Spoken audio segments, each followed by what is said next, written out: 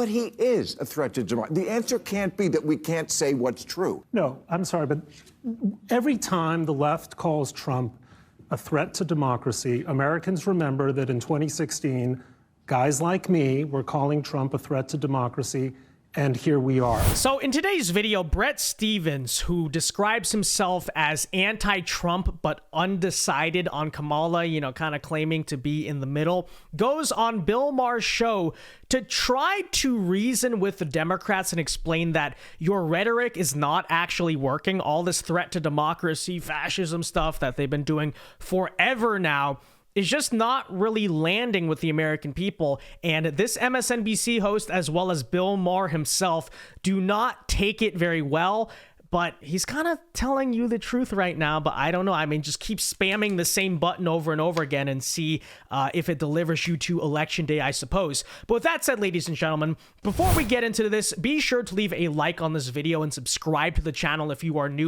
And why should you subscribe? Because doing so goes a long way in ensuring we can keep bringing you these videos. We are now less than 2 weeks away from the election. There's no better way to stay up to date with all of the political news by hitting that red button. It's totally free, and it's the #1 way to support the channel. And with that said, take a listen as Bill Maher wants to say, I don't care how off-putting it is. I want to call Trump a threat to democracy for the millionth time, and apparently this makes me feel good. Check it out. Arguments. I disagree. That's a dumb argument, I think, because what? No, that's their argument, which is that you guys are saying Trump is a threat to democracy. But he is a threat to democracy. The answer can't be that we can't say what's true. I want to say what's true, and the left has to do that too. No, I'm sorry, but every time the left calls Trump a threat to democracy, Americans remember that in 2016, guys like me were calling Trump a threat to democracy, and here we are. I don't think. And he was then.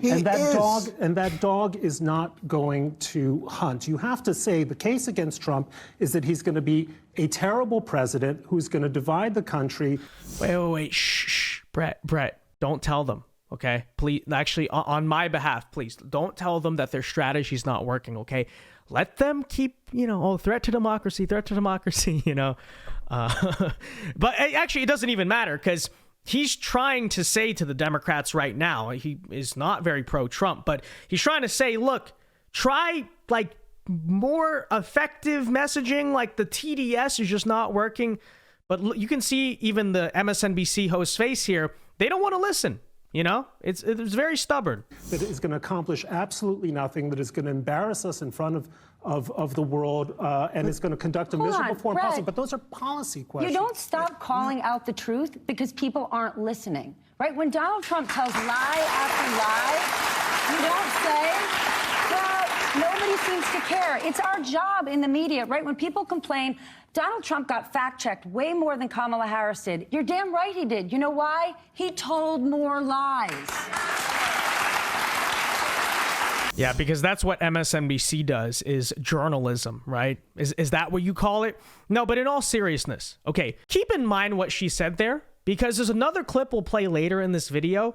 So her central assertion is like, no matter what you think about the optics of it, it's our job to be truthful and honest and always spell out the reality, regardless of how unpopular it is. That's her kind of her argument. You heard it there.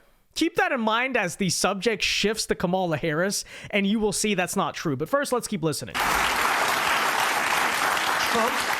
has done nothing but benefit from a campaign that seeks to treat him as outside the borders of political respectability. So if you want to help... But what you have been doing, he said he's going to be a bad president. He's a bad president because he doesn't concede elections, not the policy shit. That comes and goes. Look, most Americans realize that here we are. Joe Biden is the president of the United States. Kamala Harris is likely the next president of the United States. But the reason that Trump has an enduring appeal on so many Americans is that so many of us in the media want to treat him right, as absolutely beyond the pale. And you know how Trump supporters respond by saying, oh, yeah, he's beyond the pale, I'm going to vote for him. We have done nothing but help Trump for the last 8 years. Correct. Totally true. They still have not learned their lessons from 2016. But again, Bret Stephens, please, shh, don't tell them the truth, okay? Please, let them keep living in their fantasy land. Oh, Kamala Harris is going to win 1,000 electoral votes. She's going to take Texas. Could Florida go blue potentially? Let them keep believing that. But again, I'm going to go back to this. Okay, so remember how that MSNBC host in particular, Bill Maher as well, but really that girl on the right side of your screen said, we have to always be honest. We have to always tell the truth, paraphrasing there, but that's the point she was getting at. Doesn't matter if it's not politically expedient to say Trump is a threat to democracy. He just is, and we need to say that. Okay.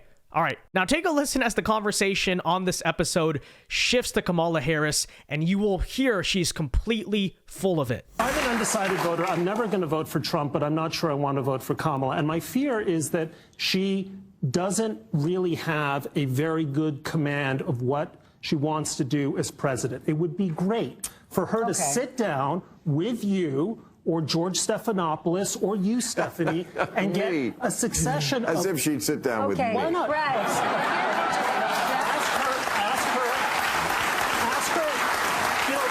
George W. Bush, 25 years ago, was asked if he could name the president of Pakistan and other people. He had no idea, and people said this guy has no command of foreign policy, and it turned out to be a prescient set of questions. It's not too much to ask Kamala, say, are you for a Palestinian state if Hamas is going to run that state?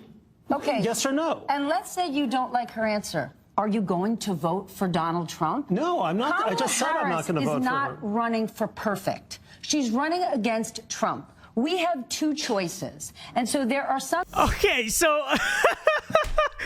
so when Trump says things you don't... Again, remember, her central point was like, we got to be honest no matter what. So when it comes to Trump... When he says things you don't like, he's a threat to democracy, and we need to say that proudly. When Kamala Harris has obvious blind spots and holes in her campaign, like the fact that for the longest time, and when they did this show like a couple weeks back before this, she would not do any interviews for the most part. What is she doing? Is she telling the truth? Is she being honest no matter? No, she's making excuses. Kamala's not running for perfect. What do you expect? Take a listen as she makes even more excuses and ask yourself if this is really a character who's just gonna tell the truth no matter what. No, MSNBC is a propaganda network, and you're about to hear that on display right now. Like, I'm not just talking trash. Take a listen. Some things you might not know her answer to. And in 2024, unlike 2016 for a lot of the American people, we know exactly what Trump will do, who he is, and the kind of threat he is to democracy. I don't know. So it's unclear to me how there could be an informed... The problem that a lot of people have with Kamala is we don't know her answer to anything, okay? But you know his answer to everything. And that's why I would never vote for him, and people shouldn't vote for him. But people also are expected to have some idea of what the program is of the person you're supposed to vote for. No, shut up and vote for her. Don't ask any questions. By the way, I'm supposedly like a journalist, but don't ask any questions. How dare you? How dare Bret Stephens want to know what Kamala Harris is going to do as the president when she's running for president? What are you, a Trump supporter? As if that's so bad, right? Just not supposed to say, well, you have to vote for Y because X is this, that, and the other. Let's find out a little bit more. And I don't think it's a lot to ask her to sit down for a real interview as opposed to a puff piece in which she describes like her feelings of growing up in Oakland with nice lawns. Then I would just say to that, when you move to Nirvana, give me your real estate broker's number and I'll be your next door neighbor. We don't live there.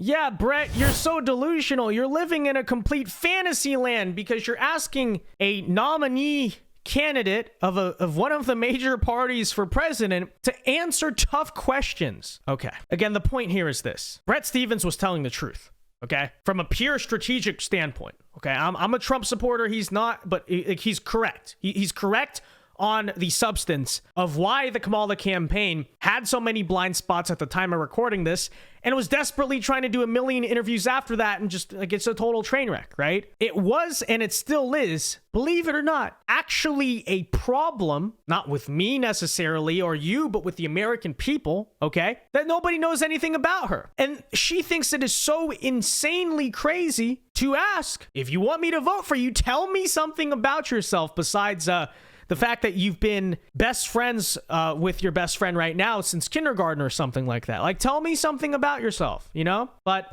again, you know, if they don't want to listen, if they want to be hard-headed about it, I mean, I'm not going to lose sleep over it, right? Brett Stevens is just trying to help the Democrats win an election, but how dare you criticize Kamala Harris when, you know, she's running a perfect campaign, don't you know? How dare you say anything else? By the way, we're journalists and we're fair and we always tell the truth, and we're very committed to that, no matter how inconvenient it is.